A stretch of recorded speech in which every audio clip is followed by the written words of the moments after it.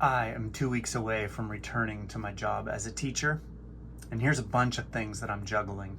I am following the document, don't create strategy, and I'm also getting in the reps of posting to my channel. So, start with a deep breath. I'm going to slow down and let's get started. First of all, I think a good thing to do would be to go back over my day. Kept track of a bunch of things that I did today. So began around 6:30 or so with my table time. It's quiet time with my journal. I usually get up and write down a bunch of the things that I've dreamed about. I don't really do much analysis on them. I just write them down. After that, about a half hour drinking coffee, I went to a Kevin Colby video and listened to his tips on getting started. And I'm actually following that today. I did a little bit of an intro here. I've got a few ideas that I'm going to talk about, and I've got a little bit of a conclusion. So I'll kind of follow that process here. And yeah, Kevin's been pretty encouraging through those videos. Next thing I did was to look at the analytics from my first video that I posted the other night and had 0 views. So there's not much to learn about there. It's just that nobody watched the other video. So there's probably many reasons for that, but I'm not too worried about it right now. So I told ChatGPT that and asked it for some ideas for video number 2. And I'm going to kind of follow some of those here too. It actually told me to tell about managing the projects that I have going on. And so it actually said that my next video title, which would be this one, which doesn't make a whole lot of sense in real life, but this is a back to school life load, managing 10 projects before the summer ends. And that got me thinking. Project management is something that I have to do a lot of in my job as a teacher. And it's something that has always been kind of fun for me to learn how to put a whole bunch of things together and execute them on time. I'm not great at that, but I can put all the stuff together and get a good idea of it, but actually finishing and executing is kind of difficult for me for many reasons. But I wanted to talk about some of these things that some of the books that I have. Okay. That's part of what I'd like to be showing here is a lot of the books that I have been able to pull interesting information out of, and maybe they'll help you. So this one is from a long time ago, a friend gave to me, called How to Make the Most of Your Workday by Peg Pickering, back in 2000, I think. It's pretty old, but this is back when I learned how to make a PERT chart and a Gantt chart. And so this is one thing that I'll probably go into at some point. But that book was my introduction to those. And then today I actually went onto projectmanager.com and started the 30-day trial. And as I was working with ChatGPT for a while, figuring out comma separated values and how to import those into the software, I ended up just paying the $17 per month and was able to get a nice little workflow kind of put together on there. And in the future, I'll probably show it. It's actually pretty robust. It's got a lot of information on it. And it was a good little exercise that was completely unnecessary for this video, because what I'm seeing is it's best to just do the document, don't create. I don't have to outline all that stuff right now, but I know that that will come in handy in the future when I have a lot of actual paperwork deadlines that require me to be on time with my documents for other people. Okay, so anyway, all of that stuff was happening till around 10 o'clock today. And then for a while, I played with ChatGPT, worked on the CSV files for a couple of hours, and then ended up going to the gym. Then after the gym, I did a little dump run because I've got some landscaping things I was doing, and the back of my truck was full of all kinds of stuff. So had to go do that. Went over and got a Nautical Bean coffee, which, if you ever get to go to Nautical Bean on the Central Coast, fantastic. Came home, did some money talks with my wife, and then had a little business meeting with my in laws, which is actually one of the projects that I have going on. In fact, that's a good time to go to the things that I am trying to balance. I've got in the next few weeks preparing for school, visiting my family. I'm going to take a little trip in a couple of days, checking in with my CPA regarding business strategies, helping my wife with her job stuff and my daughter with her job stuff. Recently got her bachelor's degree. Let's see, working on a student loan and consumer debt plan, working on some landscaping, getting ready to play soccer in the next couple of weeks with my daughter in a little co-ed league locally, keeping up with my daily exercise so that I can actually go play soccer, and working on making better videos. So definitely not all the projects are finished. Some of them are just barely getting started, but I'm tracking them all, and I'll just keep up with explaining the process and everything. Okay, so that gets me to, where is it? Right there, the flower of the day. That is the thing that was like the best thing. And that was the go ahead that I got from my inner circle to put effort into building this channel, because why not? So that felt really good.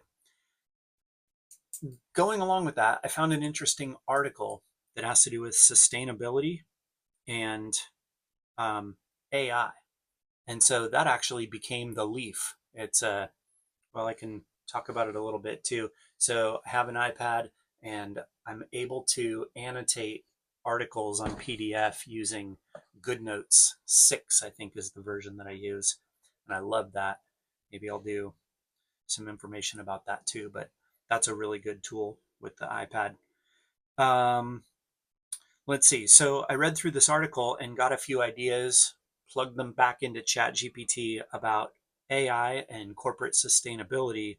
And I'm kind of excited about how that might lead to transformed classroom practices and project management, IEP management, all of that kind of thing. All right. So after reading that article for a while, I went back onto YouTube, and YouTube is, I think Media was saying it's one of the biggest search engines, and even the people who have the most subscribers to their channels, um, the market's not saturated from what they're saying. So right now, I'm believing them, and that gives me a little more motivation to actually put effort into this channel. So basically, they just said, let your personality come through, go long form, go short form, give it a shot. Yeah, so that's what I'm doing, and that's why I've got this video going here. Then I ran some errands over, got a little ice cream and cookies that I didn't partake in yet, but maybe when I'm done doing this video. And then get to my thorn of the day. The thorn of the day was that I didn't get to go play soccer. Yeah, so that's okay. Maybe I'll try again tomorrow. So then after that, I did a little meditation. Then I came out to my studio here, got organized, wrote down the things from the day, kind of basically did a little plan on the video. And then I grabbed one of my old notebooks here. And this one is from 2012. Yep, September 2012. So this was what, 12, 13, 14 years ago? 13 years ago? Almost 13 years ago, I was telling myself here that I should use the Carbo method. The Carbo method is a strategy for It's a procedure for recording books for students to listen to on tape. The purpose is to help students achieve maximum gains in fluency. And I found this way back then, over 12 years ago, from the Woodcock Johnson 3 book, Reports, Recommendations, and Strategies. And yeah, let's see here. It tells me to speak into the microphone from a distance of approximately 6 to 8 inches. Convey your interest in the book through your voice, and begin by reading the story title, providing a brief introduction, pausing, and then tell the student which page to turn to. Pause long enough so that the reader will have enough time to turn pages and look at pictures. Anyway, that's just a little bit of one of the strategies that I've been telling myself, and this is kind of embarrassing now. I think I've maybe done this once or twice where I actually put together the Carbo method and give it to a student. And every time I do it, it's very, very promising because the student becomes engaged with it. And it did give me some practice with slowing things down and enunciating to make sure that my voice was coming through. And I probably ought to do that a little bit more. So, little note to self, try to use the Carbo method when I'm discussing things. I don't know. Let me know what you think. Did you like it when I slowed down the video? Slowed down my voice. Took a deep breath. Enunciated. Or do we like it when I'm just kind of off the cuff, all over the place? Anyway, my journals a lot of times have very important things like going to Petco to get fish food. Oh yeah, getting a clarinet. My son must have been in 3rd grade at that time. And going to Costco to get gas. Anyway, I didn't go too far through this, but here we go. There's a little review. I think at this time I was naming them. This was my yin yang. I don't know why I called it that. Let's see what else I called them. I got a whole little stack. I got a little stack of my little series here. What was this one called? This one was number 3. It was called I Love To. And they were all about in the morning. Let's see. These were all around the same time. I've got another one. Oh, that used the first and last name of a student, so I won't show that one right now. We can just call it Marcos. And this one was called Freak Out.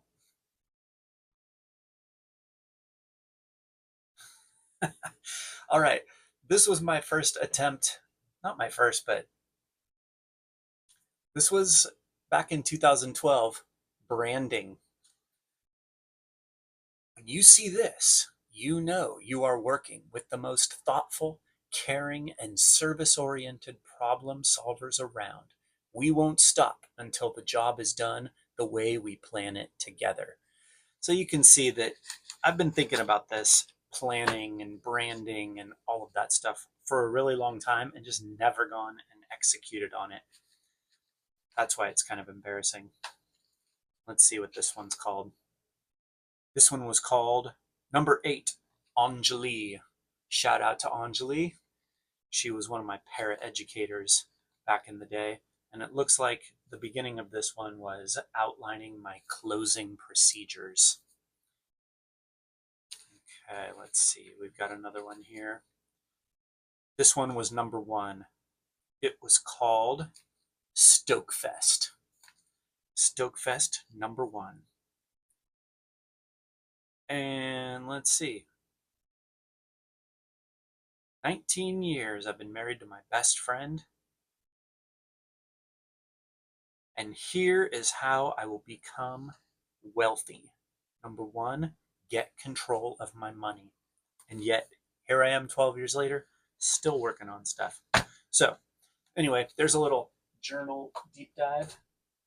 We'll pull another one at some point.